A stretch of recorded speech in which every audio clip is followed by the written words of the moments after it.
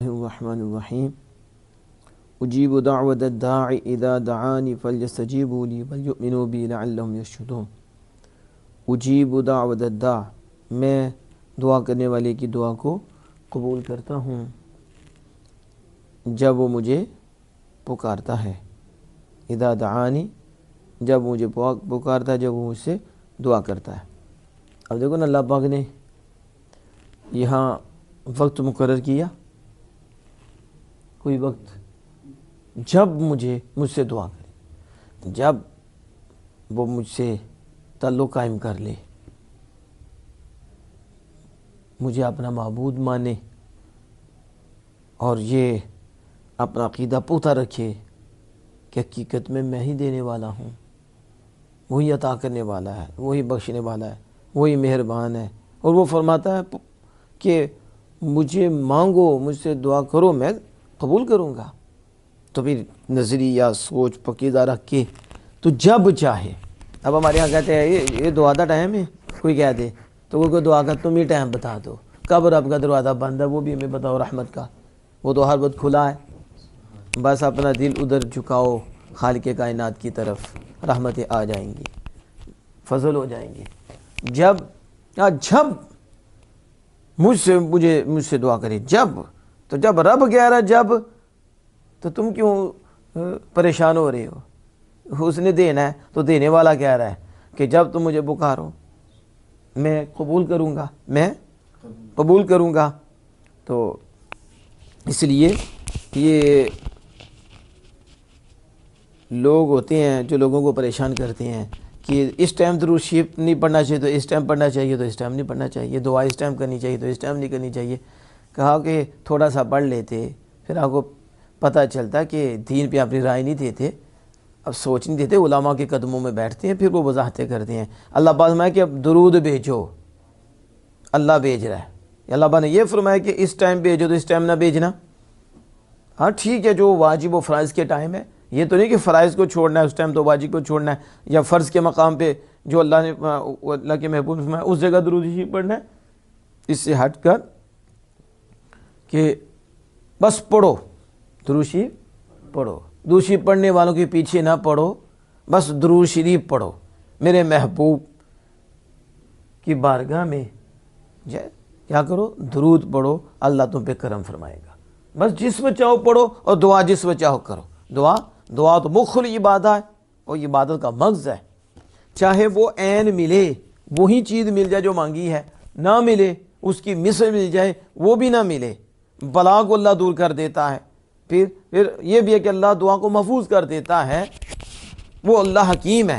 بس تم ایمان رکھو میری دعا قبول ہوگی ہے، نہیں تو اپنی طرف بھی توجہ کرو کہ کمیاں تو نہیں ہیں میرے سوچ میں، یہ تو نہیں کہ میں یوں دعا تو کر رہا ہوں، ہاتھ تو اٹھا رہا ہوں، لیکن زبان سے اللہم انت السلام، زبان سے میں اللہم اغفر لی، اور دل ہمارا کہاں ہے؟ دل گھر میں پہنچا ہوا ہے، دل کاروبار میں ہے، یعنی توجہ کبھی منہ ادھر کبھی ادھر، وہ دعا کر رہا ہے، نہ منہ ہی صحیح تو نہ اندر صحیح، تو دعا کس سے کر رہا ہے، کس سے مانگ رہا ہے، کیا مانگ رہا ہے، وہ پتہ ہی کوئی نہیں، غفلت میں دعا مانگ رہا ہے۔ بلکہ یہ تو ایک قسم کی کیا ہے، توہین ہے کہ جس سے مانگ رہا ہے کہہ رہا ہے مالک مجھے دے دے، لیکن توجہ ادھر ہے ہی کوئی نہیں، زبان سے کہہ رہا دے دے، اور کبھی ادھر دیکھتا کبھی ادھر، کوئی بھی ڈبے کو دیکھتا ہے کہ میرے ہاتھ میں بریانی آ جائے، کبھی کیا سوچ، تو اسے کیا ملنا ہے۔ اور ہمارے ہاں تو کیمرے لگا کے دعا کے ٹائم کوئی ادھر تصویر کھینچ رہا ہوتا ہے، کوئی ادھر تصویر کھینچ رہا ہوتا ہے، ان کو بھی کوئی خیال نہیں کہ دعا ہو رہی ہے، عبادت ہو رہی ہے۔ میں تصویروں پہ لگا ہوا ہوں، دعا کے ٹائم بھی کوئی ادھر کوئی یوں کھینچ رہا ہے، کوئی یوں کھینچ رہا ہے، کوئی تمہیں کو دیکھ رہا ہے، تو یہ شرم نہیں آتی خدا کی بارگاہ میں مانگ رہی ہیں، اور اس ٹائم بھی تم جو ہے نا کیمرے میں لگے ہو تصویریں کھینچ رہے ہو، تو یہ بھی توفیق نہیں کہ کیمرہ چھوڑ کے میں دعائی کر لوں اور اللہ سے مانگوں، عبادت ہو، اور تیری وجہ سے ہو سکتا کوئی دائیں بائیں دیکھے اس کا بھی تعلق ٹوٹ جائے رب سے، اور اس پہ بھی رحمت نہ پڑے۔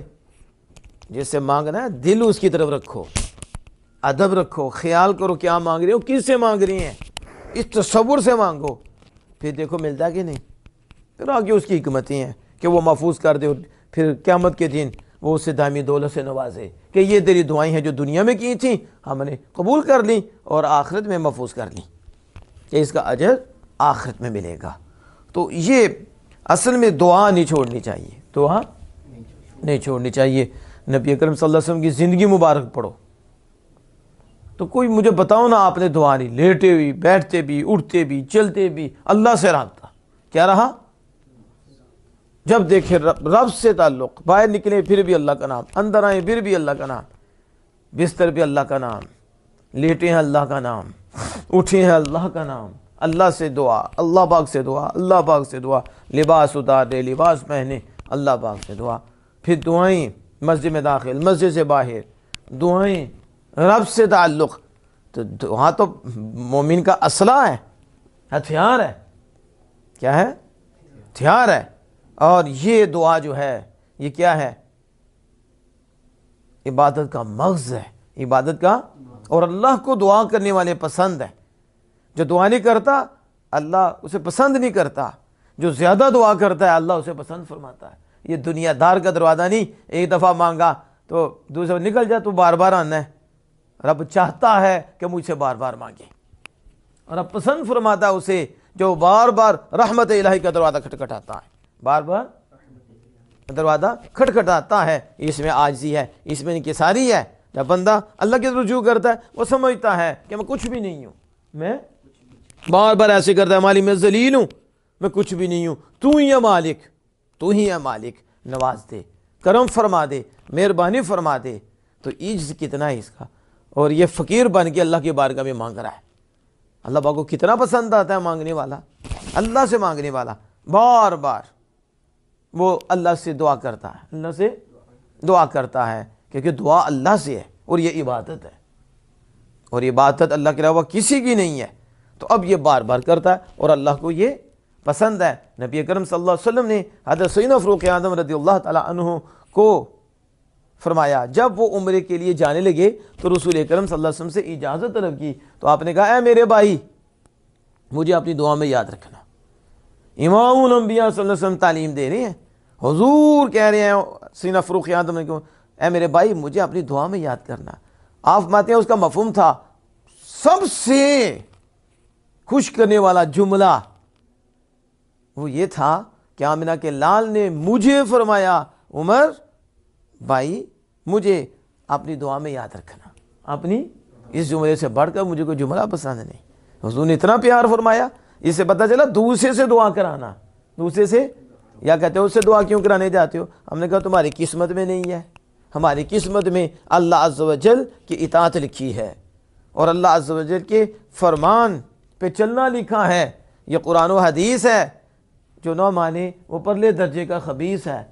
کیونکہ اللہ پاک نے خود فرمایا حضرت یوسف علیہ السلام کے بھائی جب یعقوب علیہ السلام کے پاس آئے تو انہوں نے کیا کہا تھا؟ قالوا یا ابا نستغفر لنا ذنوبنا انا كنا خاطئین قال سوف استغفر لكم ربی. انہوں نے کہا اے ہمارے ابا جان، یا ابانا، اے ہمارے ابا جان، ہمارے گناہ ہم نے کیا کیا، ہمارے گناہوں کی بخشش طلب کریں. قالوا یا ابا نستغفر لنا استغفر، اے ہمارے ابا جان بخشش طلب کیجئے، اللہ سے معافی طلب کیجئے ہماری خطاؤں کی.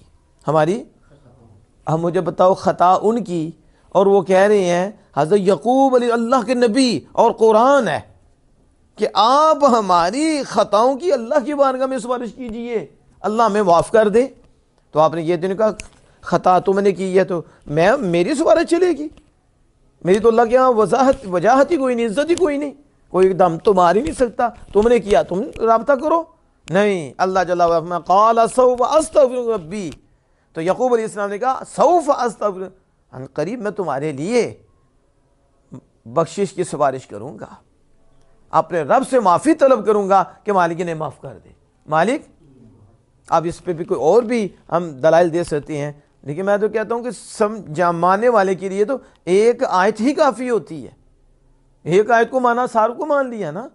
اگر ایک کو مانا ایک کو ہی نہیں مانا تو پھر کیا ہے؟ سارے قرآن کو نہیں مانا، وہ انکار کر گیا. تو یہ دوسروں سے دعا کرانا بھی سنت ہے اور قرآن سے ثابت ہے، یہ جائز بھی ہے. نبی اکرم صلی اللہ علیہ وسلم نے دعا کرائی ہے. حضرت ابو ہریرہ رضی اللہ تعالیٰ عنہ کی والدہ جو ہیں وہ ایمان نہیں لائی تھیں، تو وہ حضور سید عالم صلی اللہ علیہ وسلم کی بارگاہ میں حاضر ہو کر دعا کرا رہی ہیں.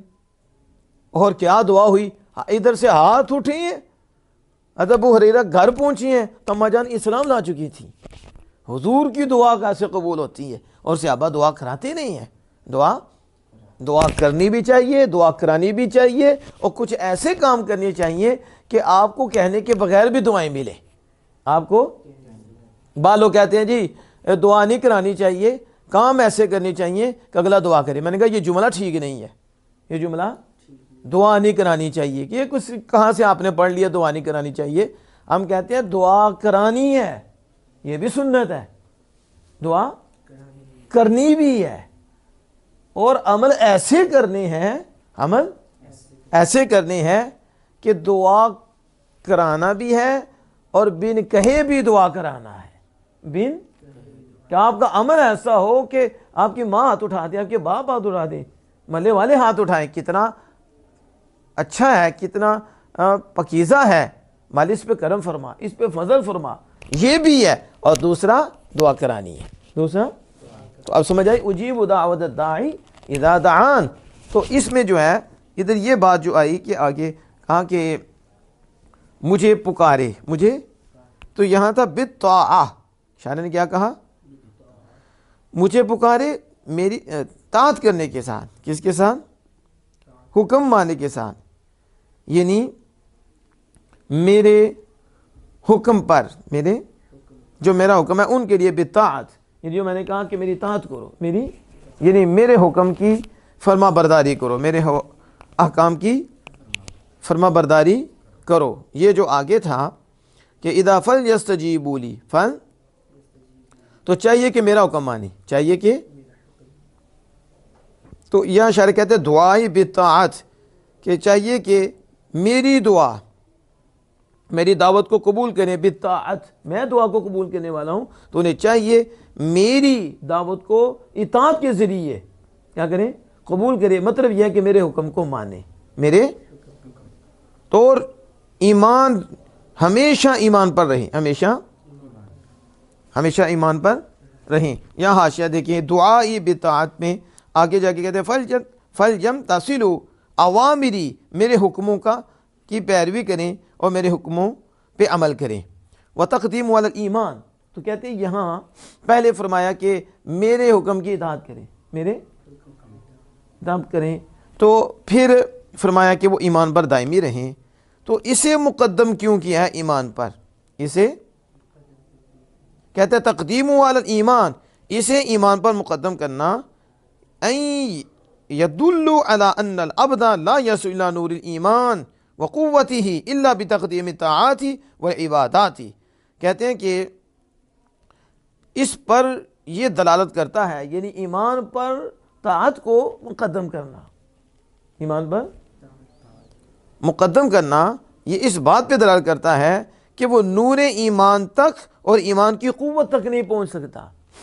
ایمان تو ہے لیکن نور ایمان, نور اور قوت ایمان, اور ایمان کی قوت اور نور ایمان تک نہیں پہنچ سکتا مگر طاعات اور عبادات کے ذریعے, عبادات اور طاعات کو مقدم کرنے کے ذریعے. کس کے؟ یہ ہے اصل. یہاں ایمان پر طاعات کو مقدم کرنے کی وجہ کیا ہے کہ نور ایمان تک اس وقت نہیں پہنچے گا, اور قوت ایمان, ایمان قوی ہو, ایمان کا نور آئے. کب آئے گا؟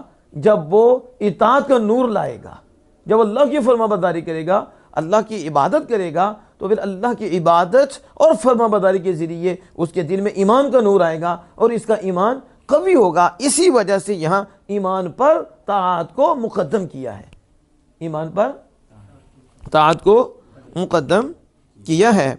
اور پھر آگے کہتے ہیں کہ علی ایمان, چاہیے کہ وہ ایمان لائے, چاہیے کہ تو پہلے ہی وہ ایمان والا, اس پر دائمی رہے. اشارہ اس جواب کی طرف ہے کہ جو وہم ہوتا ہے, کیا ہوتا ہے؟ وہم ہوتا ہے کیسے استجابہ اور ایمان کے درمیان تطبیق ہوگی.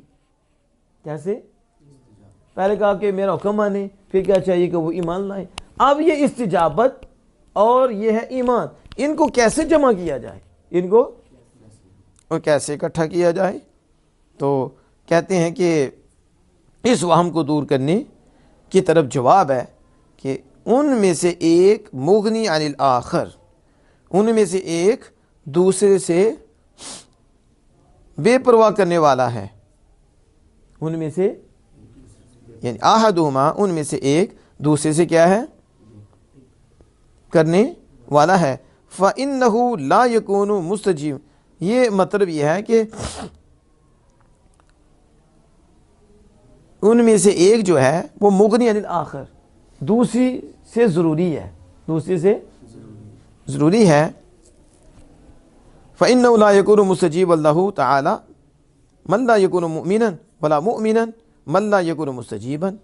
وہ کیا کہتے ہیں کہ اللہ تعالیٰ کے حکم کو نہ ماننے والا اللہ تعالیٰ کی وہ مومن نہیں ہوگا.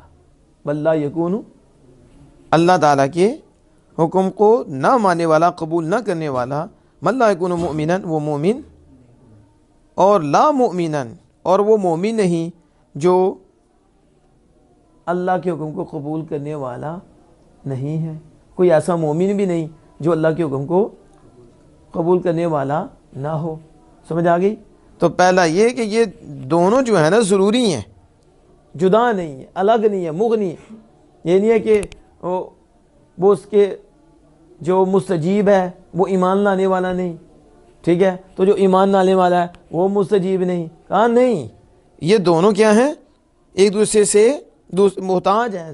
سمجھو ایک دوسرے کے کہ جو اللہ کو قبول کرنے والا نہیں من لا یکون مومنا وہ ایسا ہے جو مومن نہیں وہ اور دوسرا جو ہے اور وہ مومن نہیں جو من لا یکون مستجیبا جو اللہ کے حکم کو قبول کرنے والا نہ ہو. تو جب کہہ دیا اللہ کے حکم کو قبول کرنے والا ہے تو وہ کون ہے وہ مومن ہے ٹھیک ہے.